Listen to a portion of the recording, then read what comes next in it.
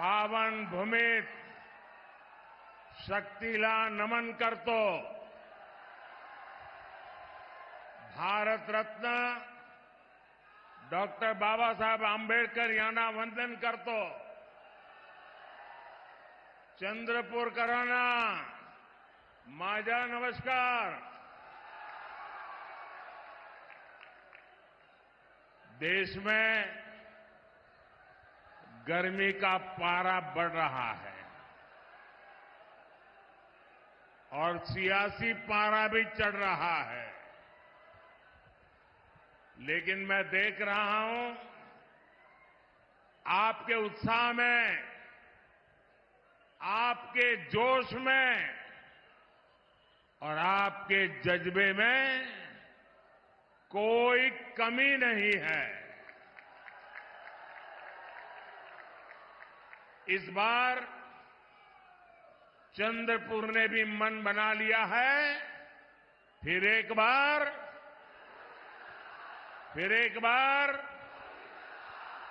बार और चंद्रपुर से इतना सारा स्नेह मिलना मेरे लिए और भी विशेष है. ये चंद्रपुरी है जिसने अयोध्या में भव्य राम मंदिर निर्माण के लिए लकड़ी भेजी. नए भारत की प्रतीक संसद की नई इमारत में भी चंद्रपुर की ही लकड़ी लगी हुई है. चंद्रपुर की ख्याति पूरे देश में पहुंची है. मैं चंद्रपुर के लोगों को बहुत बहुत बधाई देता हूं. कल से नववर्ष और नवरात्रि का पावन पर्व भी शुरू हो रहा है. सभी देशवासियों को इन पर्वों की हार्दिक शुभकामनाएं. समस्त बंधू भगिनींना गुढी पाडव्याच्या आणि नूतन वर्षाच्या हार्दिक शुभेच्छा. साथियों, 2024 लोकसभा चुनाव स्थिरता बनाम अस्थिरता के बीच का चुनाव है. एक और भाजपा एनडीए है जिसका ध्येय है देश के लिए कड़े फैसले लो, बड़े फैसले लो. दूसरी ओर कांग्रेस और इंडी गठबंधन है जिसका मंत्र है जहां भी सत्ता पाओ खूब मलाई खाओ. इंडी गठबंधन ने हमेशा देश को अस्थिरता में झोंका है. एक स्थिर सरकार क्यों और कितनी जरूरी होती है, ये महाराष्ट्र से बेहतर और कौन जानेगा. इंडी अलायंस की केंद्र में जब तक सरकार रही, महाराष्ट्र की लगातार उपेक्षा होती रही. जब इंडी अलायंस वाले ढेर सारी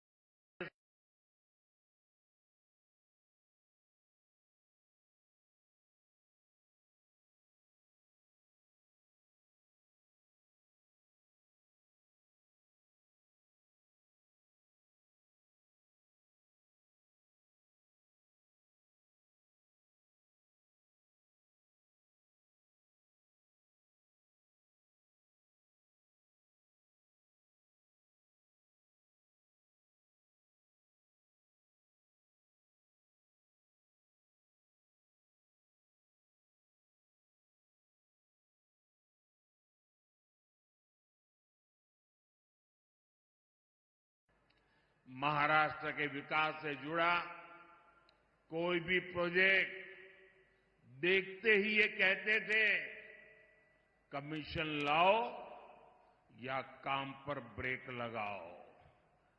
जब यहां पर नए एयरपोर्ट की बात आई, इंडिया अलायंस वालों ने कहा, कमीशन लाओ या काम पर ब्रेक लगाओ। इन लोगों ने जलयुक्त शिवार योजना बंद कर दी।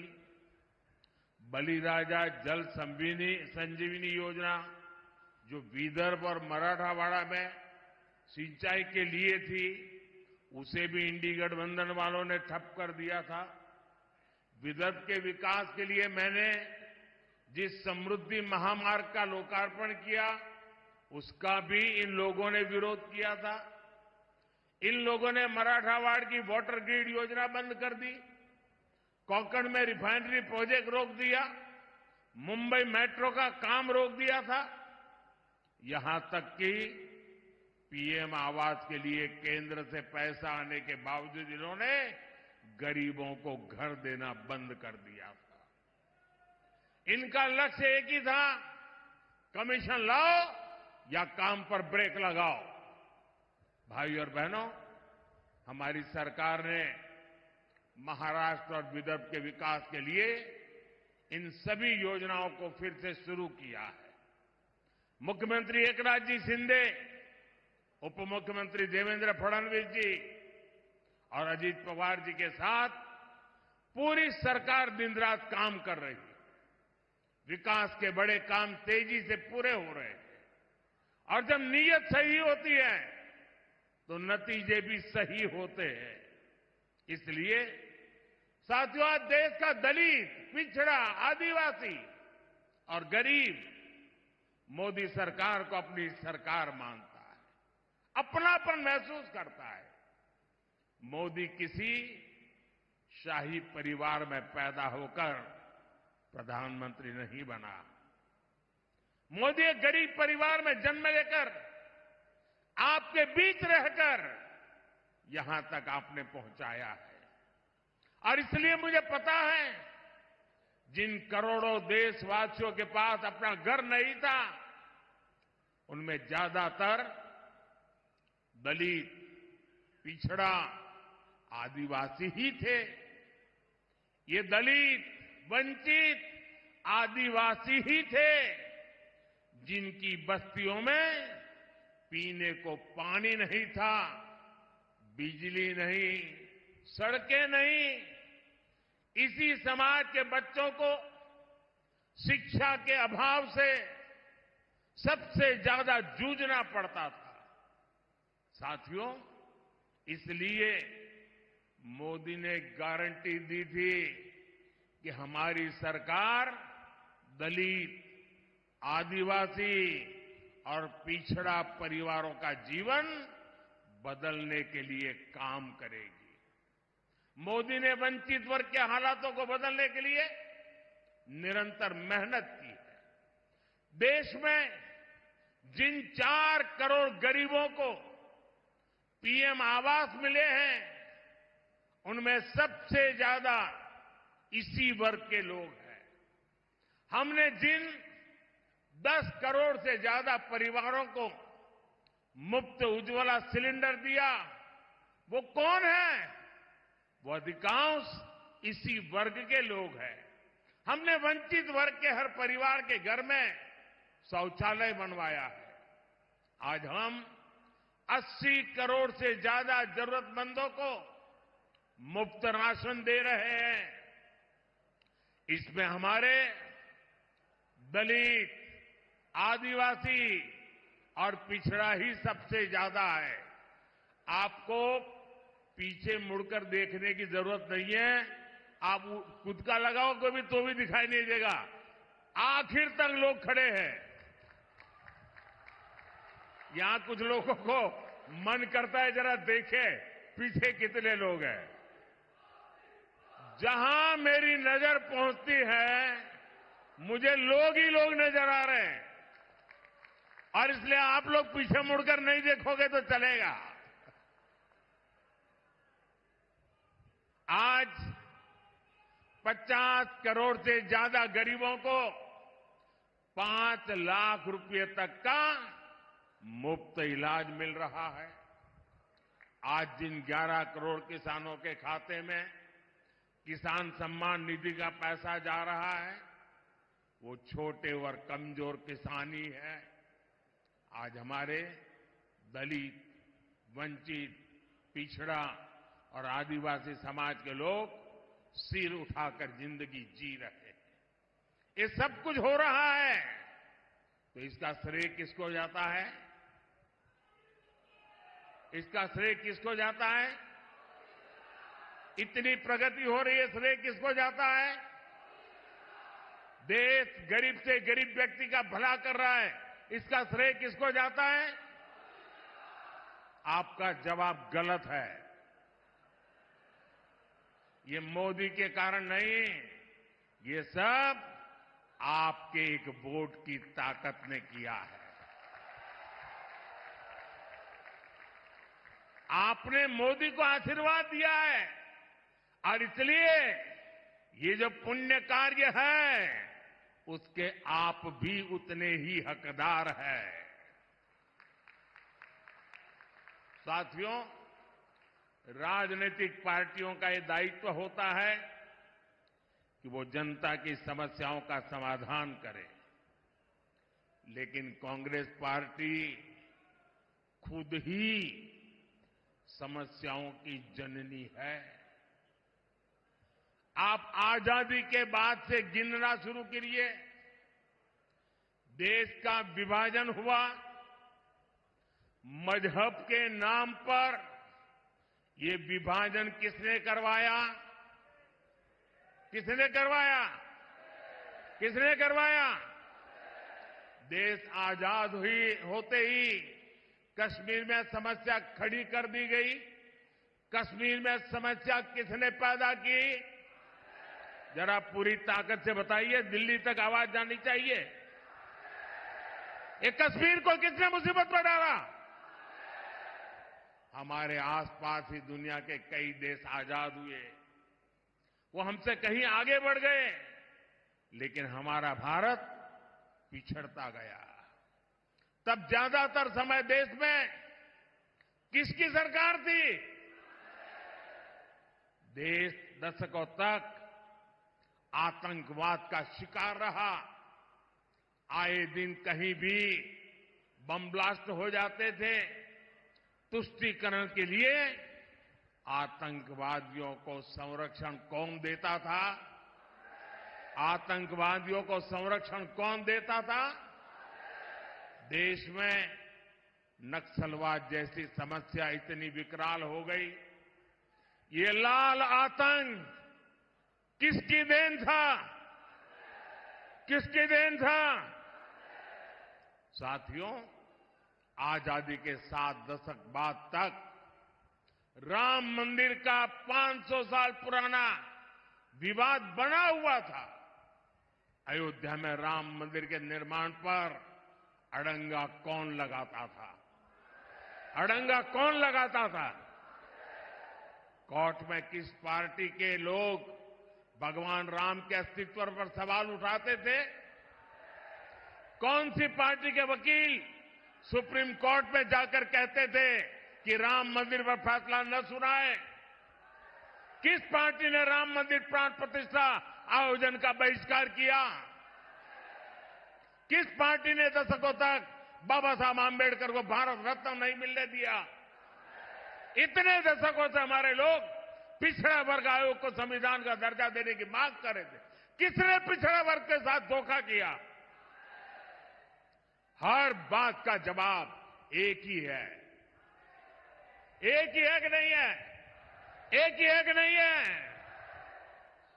साथियों, पिछले 10 वर्षों से कांग्रेस सत्ता से बाहर है। आपने एनडीए को पूर्ण बहुमत दिया। हमने देश की बड़ी बड़ी समस्याओं का स्थायी इलाज किया है। आज महाराष्ट्र ही नहीं, बल्कि पूरे देश में नक्सलवाद कमजोर पड़ गया है। जो गढ़चिरौली नक्सली हिंसा के लिए जाना जाता था, अब उसकी चर्चा विकास और स्टील कंपनी के लिए हो रही है। हमारा गढ़चिरौली अब फौलाद सिटी बनने जा रहा है। भाइयों बहनों, हमारे यहां मराठी में एक कहावत होती है, कडू कारले तुपात तळले, साखरेत गोळले तरी कडू ते कडूच। यानी कड़वे करेले को घी में तले या शक्कर में घोले, वो फिर भी कड़वा का ही कड़वा ही रहता है। ये कहावत कांग्रेस पर सटीक लागू होती है कि नहीं होती है? होती है। वो सुधर ही नहीं सकते, वो कभी नहीं बदल सकते। अपनी करतूतों के कारण आज कांग्रेस पार्टी देश के भीतर जन समर्थन खो चुकी है। इसलिए अब कांग्रेस खुलकर बांटो और राज करो के खेल पर उतर आई है। कांग्रेस ने अपना जो घोषणा पत्र निकाला है, उसमें भी मुस्लिम लीग की भाषा लिखी गई है। क्या ये आपको मंजूर है? ये देश स्वीकार करेगा?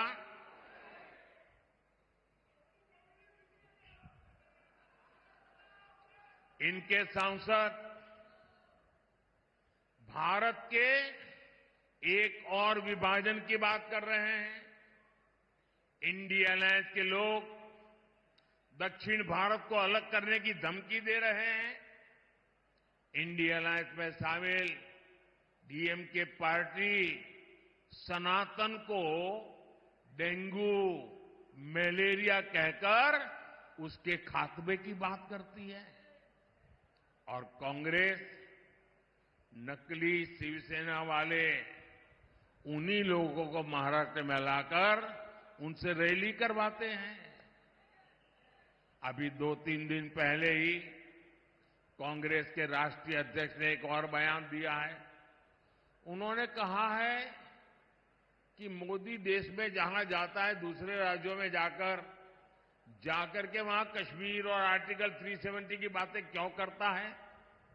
आप मुझे बताइए, क्या ये कांग्रेस की विभाजनकारी सोच है कि नहीं है? कश्मीर हमारा है कि नहीं है? पूरे हिंदुस्तान का है कि नहीं है? हमारा सिरताज है कि नहीं है? क्या कश्मीर के लिए ये भाषा हमें मंजूर है? जब छत्रपति शिवाजी महाराज ने दिल्ली सल्तनत से मोर्चा लिया था, तब उन्होंने क्या ये कहा था कि दिल्ली में जो हो उसे मेरा क्या वास्ता? क्या कभी छत्रपति शिवाजी महाराज ने कहा था?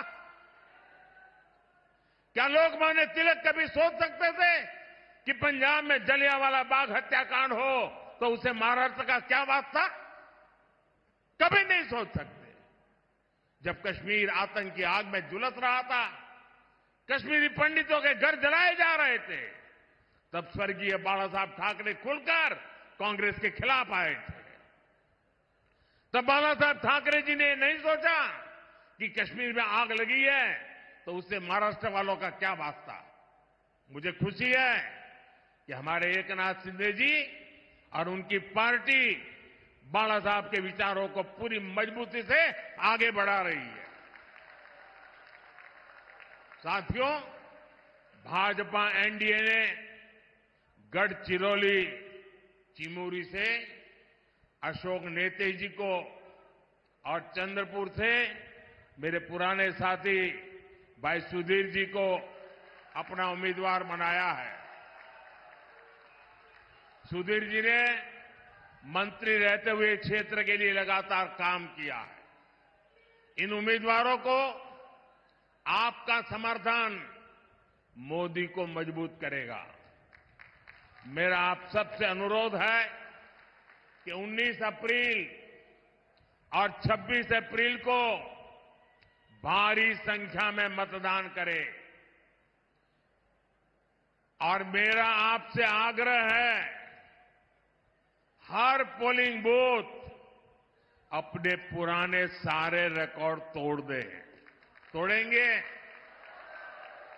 इस चुनाव में हमें सबसे पहले पोलिंग बूथ जीतना है।